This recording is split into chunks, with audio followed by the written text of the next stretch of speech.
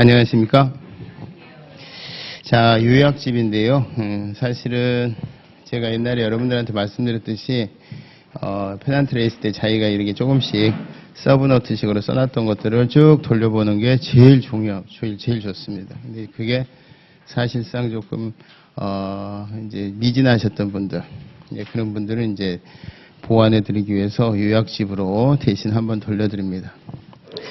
이제 제 개인적인 생각으로는 저기 밑에 9급 공무원 시험부터 저 위에 뭐 5급 또 여러분들 시험 이제 그런 시험까지는 시험 보기 전날 그 과목이 돌아가야 돼요. 어떤 형태로 들어간지 머리에서 끝까지 봐야 됩니다. 근데 이제 그게 현실적으로 예를 들어 1000페이지짜리 기본서를 쭉 하루 전에 넘긴다. 그럼 줄을 잘 끊었어야 되겠죠. 줄을 잘 끊어놓고 한 10장 중에 한 8장은 이해가 돼 있어야 돼. 그렇지 하고 넘어가고 이거 뭐였더라? 이 정도 돼야 돼.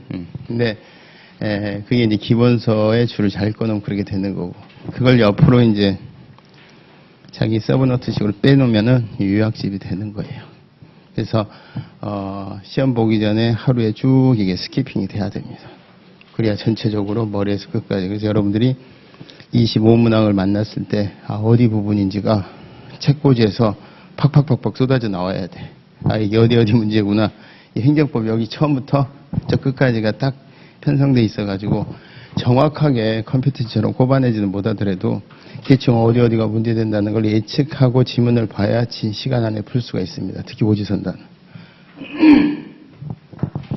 근데 이제 페넌트 레이스 때 하루에 100페이지씩 50페이지씩 이렇게 따박따박 하셨던 분들은 시험에 임박해서 그게 잘 안 돼요.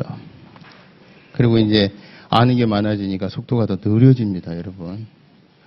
법서는 아는 게 많으면 속도가 빨라지는 게 아니라 느려져요.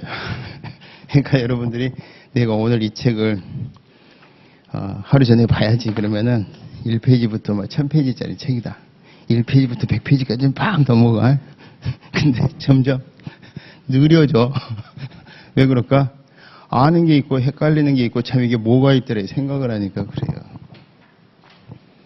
그래서 그게 시험 보기 전날 안 넘어가집니다. 그 안 넘어가지는 거를 선생님들이 강압적으로 밀어붙여가지고 해주는 게 요약 강의고 핵심 강의예요. 죽으나 사나 여러분들은 오늘 3시간, 다음 3시간에 무조건 끝내야 돼, 안 끝내야 돼? 그럼 이제 깊이 있게 끝내는 게 아니라 쭉 이렇게 스키핑 하면서 여러분들이 알아요. 내가 어디 부분이 약하고, 이건 제보가 있었는데 이런 것들이 자꾸 연상이 되는데 그 연상되는 속도가 평상시에 이제 진도별로 풀 때보다는 훨씬 머리 회전 속도가 빨라지는 걸 이제 트레이닝 하는 거예요. 그러니까 오늘 이 시간에는 그냥 기본적인 거 판서 위주로 이거 들면은 진도가 안 돼요. 이거 들면 그러니까 웬만하면 제가 말로 계속 쏟아부을 텐데 이해되시는 것도 있고 안 되시는 것도 있어요. 안 되시는 게 있으니까 여기 온 거죠. 다 이해되는 거 있으면 뭐로 여기 있습니까? 그러니까 여러분들이 안 되는 게 있더라도 결코 노여워하거나 좌절하지 마시고 내가 들리는 한도까지는 내가 최선을 다한다. 그리고 안 들리는 것도 계속 가다 보면 또 다시 반복이 되니까 안 되니까 반복이 돼요. 그러니까 여유를 가지시고 그냥 이렇게 그전까지는 책을 이렇게 파묻혀서 보셨다면 오늘 3시간과 다음 목요일날 3시간은 이렇게 멀리서 이렇게 관망하는 자세로 한번 보세요. 아시겠죠? 그리고 제가 항상 강조하지만 시험에 임박해서 지금 뭐 해야 됩니까? 그러면은 제가 3분의 1로 뚝 자르라고 그랬죠?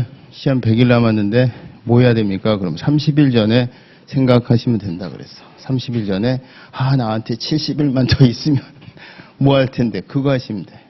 무슨 말인지 아시겠지? 욕심내지 마시고. 자, 그러면은 5페이지부터 들어가겠습니다. 행정법에 있어서 행정의 의미인데요. 형식적인 의미냐 실질적인 의미냐. 여러분들이 이제 실질적인 의미의 행정은 비교 개념이 실질적인 의미의 입법 사법인데 비교 개념을 이제 포르스토프 교수가 얘기한 게 2번 적극적이고 미래지향적이다 라는 점에서 소극적이고 과거지향적인 사법과 다릅니다. 다만 적극적 미래지향적 또 능동적이라는 측면은 입법과 공통되겠죠. 그래서 입법과 구별하기 위해서 뭐를 쓴다? 4번에 구체적이다 이런 표현을 써요. 구체적이다. 행정은 동대문구에서는 박스방 세금 얼마네 이런 거지. 자, 전 국민들 세금 이 비율대로 내셔야 됩니다. 이런 걸 정하는 게 아니에요. 그래서 입법은 일반적이고 추상적이고 행정은 구체적이다 이렇게 얘기를 합니다. 그래서 4번하고 5번이 같은 말이다 이렇게 보셔도 돼요. 그 다음에 넘어가시면 6페이지에 보면은 입법, 행정, 사법 이게 실질적인 의미인데요. 행정이 개별적이고 구체적이죠. 그런 면에서 입법과 구별되고 사법과는 구별되지 않습니다. 사법부는 항상 문 두드리는 애를 위주로 재판해 주니까 구체적이고 개별적이라는 측면에서 사법과 공통이 돼요. 그러면 사법과 또 구별되는 징표를 또 들어요. 하나하나씩 그 특징적인 징표를 나열을 하는데 그게 뭐다? 적극적이고 능동적이고 미래지향적이다. 라는 점에서는 사법과 또 구별이 된다. 하지만 이 점은 또 입법과 공통이 된다. 그래서 행정을 한마디로 정의하기가 되게 어려웠던 이유가 입법과 구별하면 사법과 공통되는 점이 생기고 사법과 구별하면 입법과 공통되는 구별이 생겨서 이걸 쭉 나열해 버리자. 정의하지 말고 이게 포리스토프라는 사람의 견해입니다. 자, 그런 의미에서 보면은 실질적인 의미와 형식적인 의미. 형식적인 의미는 조직법적인 개념이죠. 그러니까 행정부에서 하는 거는 다 행정, 사법부의 법원에서 하는 거는 다 사법, 국회의사당에서 하는 것은 다 입법 이런 개념이에요. 근데 원래 이제 국회의사당에 입법 권한을 주고서 입법부로서 역할을 주니까 거의 99%가 다 거기에 일치가 되고 법원에다가 재판작용을 매치하니까 9페이지에 그 도표 가운데 큰 거 중에 좌측 상단에서부터 우측 하단으로 대각선으로 쭉 그으면 그게 형식과 실질이 일치하는 부분입니다. 국회에서 법률을 만들더라. 그게 이제 실질적인 의미면서 형식적인 입법. 행정부에서 행정에 관한 일을 하더라. 법원에서 재판을 하더라. 그런데 이게 이제 매칭이 안 되는 것들 있죠. 그게 가운데 보시면 국회 사무총장이 6급 이하의 직원을 임명을 하더라. 5급 이상의 공무원은 국회의장이 임명하더라. 자, 이거는 뭐냐면은 어떤 규범을 정립하는 게 아니라 국회 안에, 의사당 안에서 일어나는 거긴 하지만 실질에 보니까 뭐더라? 행정이더라. 구체적이고, 개별적이고, 미래지향적이고, 적극적이고, 능동적인 측면에서 이런 것들이에요. 그런 면에서 밑으로 쭉 내려오면 법원 행정처장이 법원 직원을 임명하더라. 이것도 이제 6급 이하는 행정부는 장관이 6급 이하 임명하고 5급 이상은 대통령 임명하잖아요. 비슷해요. 대법원장하고 국회의장이 5급 이상. 법원 행정처장이랑 국회 사무총장이 이제 6급 이하 이렇게 임명하는 게 형식적인 의미에서는 각각 다를지 몰라도 실질적인 의미에서는 행정이더라 하는 겁니다. 자, 그 정도 정리를 해두시고 여기서 조금 여러분들이 체크해 두실 거는 오른쪽에 보면 행정심판, 토지수용, 재결, 징계위원회, 징계의결, 소청심사위원회 이게 특별 행정심판위원회죠. 여기서 결정하는 거. 재결입니다. 재결. 국회 배상심의회에서 배상 결정하는 거. 통고 처분하는 거. 대통령이 사면하고 복권하는 거. 이런 것을 뭐라 그런다? 이제 실질적인 의미의 사법이라고는 하는데 얘네들이 하나같이 실질적인 의미에서 사법 역할을 행정부에서 하는 거다 보니까 얘네들이 혹시라도 행정행위의 성질을 갖고 있다면 거의 대부분이 확인이라는 행정행위예요. 의문이나 다툼이 있는데 지가 판사인 양 판단 선언하는 준사법적 행정행위. 그래서 한번 결정하면은 되게 그 상대방들은 신뢰가 커요, 안 커요? 신뢰가 커. 그래서 오전에 인용제기를 해놓고 1시간 후에 근데 미안 내가 실수했네 바꾸자. 안 됩니다. 잘. 그게 불가변력이 생기는 것들이에요. 같이 하나 체크 하나 해두시고 그 다음에 이제 왼쪽에 행정입법 대통령령, 총리령, 부령, 조례, 규칙 이런 것들도 실질적인 의미에서는 입법이지만 형식적인 의미에서 행정이죠. 그래서 우리가 보통 뭐라고 쓰죠? 이렇게 쓰죠. 행정입법에는 법규명령과 행정규칙이 있고 여기에는 법규성 있는 거는 위임명령과 집행명령이 있고, 요거는 덜 중요한 거, 이거는 중요하지 않은 거. 진짜 중요한 건 어디 있어야 되고? 법률에 있어야 되고. 법률에 있어야 되고. 그럼 이 위임, 덜 중요한 것들은, 진짜 중요한 거는 국회에서 이렇게 정하고, 덜 중요한 거는 여기다가 부탁해, 이렇게. 이게 뭐예요? 대통령령이나 총리령이나 부령으로 위임을 하는 거죠. 위임이 이쪽에서 보면 법률에 뭐가 있는 거예요? 근거가 있는 거고, 유보되어 있는 거고, 수권을 하는 거고, 그래요. 그래서 근거, 유보, 수권이면 다 같은 말입니다. 그럼 진짜 중요한 거 여기 있고, 덜 중요한 거 이렇게 위임할 때, 이 위임은 진짜 중요한 거는 여기다 정해놓고 위임한다. 그럴 때 이걸 무슨 위임이라 그래? 구체적으로 정하고 요런 거를 위임한다. 그래서 구체적인 위임이어야 되지. 이 마음대로 하세요. 이게 뭐예요? 법률을 보니까 빨간색으로 이렇게 국회에서 정한 게 하나도 없어. 이걸 무슨 위임이라 그래요? 포괄 위임. 네가 다 알아서 정해 이런 거예요. 가이드라인을 정하고 중요한 걸 정하고 나머지 이렇게 정하는 게 포괄이면 안 되는 게 원칙인데 뭐는데요? 이 중에서 이 지방자치단체가 돼서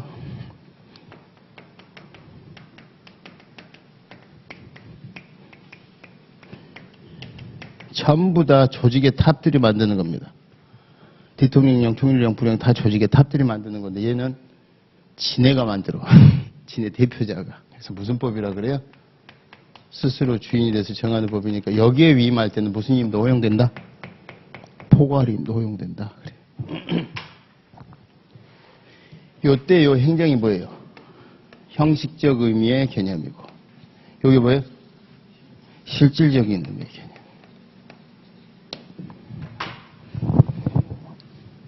실질을 강조해서 이거는 행정법이 아닌겨.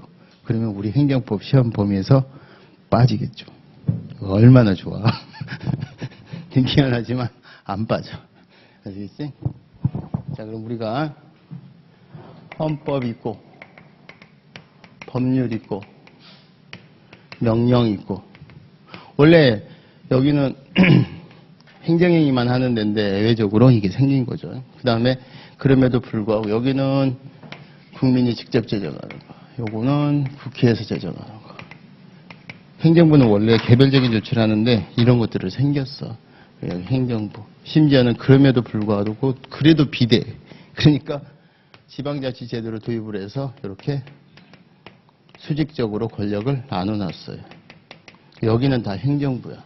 여기는 항상 이 국회에서 견제가 들어가는 법치주의 대상이기 때문에 항상 얘네들 목차는 뭐예요? 행정이 여기를 가나 여기를 가나 여기를 가나 의 근거 한계 이렇게 나와요. 근거 한계는 뭐예요? 법률 유보, 법률 우의. 여러분들이 2차를 하시니까. 그 다음에 권리 구제 수단. 만약 위법하다면 자 17페이지로 오셔서 통칭이 이제 법치주의 예외죠. 통칭의 주체는 뭔가 국가 긴급권 같이 미래로 나가는 애들이에요. 1심 법원의 판결이 2심 법원의 대상이 안 된다. 이게 논리가 모순이 되죠. 그래서 법원의 사법 실질적인 사법은 통치행위가 될 수가 없습니다. 그래서 통치행위의 주체에는 사법부는 빠져요. 근데 통치행위를 그러면 행하는 주체는 누구냐? 사법부 법원이 아닌 국회하고 행정부입니다. 원래 옛날에는 행정부였죠. 행정부 중에서도 누구? 대통령. 그런데 이라크 파병 결정 이런 것들을 비해서 이제 국회도 들어가기 시작합니다. 근데 이제 법원은 통칭의 주체는 아니에요. 근데 통칭인지 아닌지 국회하고 행정부가 한 행위가 통칭인지 아닌지를 판단하는 주체는 누구다? 그거는 법원에 가봐야 법원에서 재판하는 과정에서 드러나게 돼요. 그래서 통칭의 주체냐, 통칭의 판단의 주체냐, 사법부는 통칭이 판단의 주체고, 통칭의 주체는 될 수가 없고요. 통칭의 주체는 국회하고 행정부입니다. 통칭의 특성은 법치주의 애외예요. 그래서 사법심사 대상에서 빠집니다. 통칭이가 그다음에 각 나라에서 다 인정을 하죠. 그리고 이제 대륙법계에서 특히 독일에서 자유재량행위설 이런 것들은 뭐 의미도 없고, 프랑스의 사법자재설과 미국의 권력분립설 이 두 가지를 제일 중요하게 쳐요. 왜냐? 사법부가 행정부나 의회 산행위를 사후적으로 심사를 해서 날려버리면 안 된다 이 말이에요.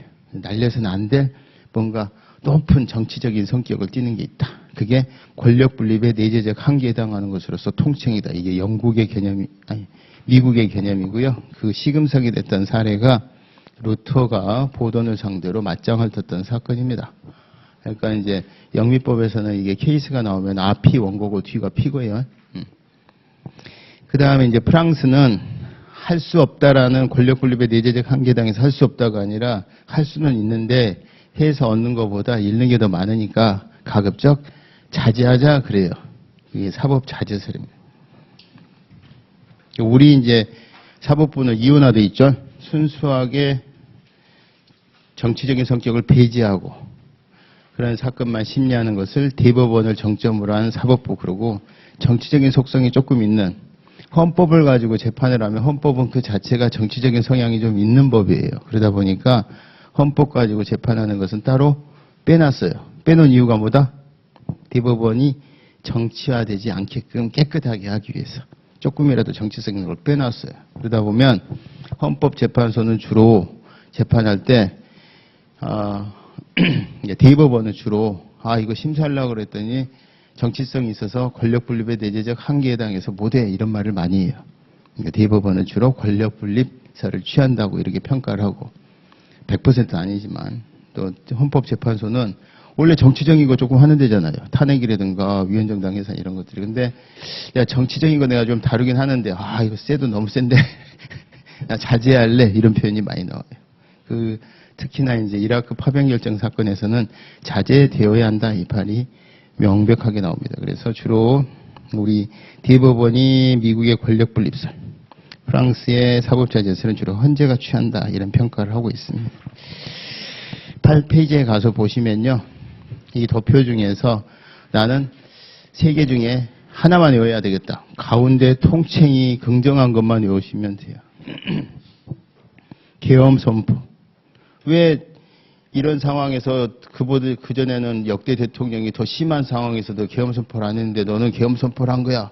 위헌이야, 위법이야. 이런 판단 안 한다 이 말이에요. 비상계엄 선포 확대, 계엄 선포 이게 다 박정희 대통령이 했던 것들인데 다 통칭성 인정이 됐던 거고, 그 다음에 그 비상계엄 선포 확대의 옆에 보니까 비상계엄의 선포 확대가 국헌문란 목적을 달성하기 위해서 행해진 게 이게 두한령입니다. 두한령. 두한령이 1980년에 공포했었던 비상계엄은 그게 말 그대로 그 전에 역대 있었던 오른쪽에 있는 비상계엄 선포 확대와 계엄 선포 일반적인 내용과는 달리 정권 획득을 목적으로 했었더라 이 말이죠. 그리고 그 정권 획득과 관련해서 민중을 학살하는 기반으로서 선포했었던 이 비상계엄을 나중에 5.18 특별법에 따라서 처벌하는 그 법이 만들어졌죠. 그리고 그 법에 지금 너가 대상이 되는 범죄행위다라는 점에서 심사를 한 거예요. 그래서 비상계엄의 선포 확대 여러 개만 나오면은 통칭이, 뒤에 국헌문란의 목적을 달성하기 위하여 행해진 경우 그 자체가 범죄행위에 해당하는 지법 여기까지 나오면 이거는 통칭이가 아니라고 해서 심사해서 두한 일당 처벌했지 이렇게 기억하셔야 돼요.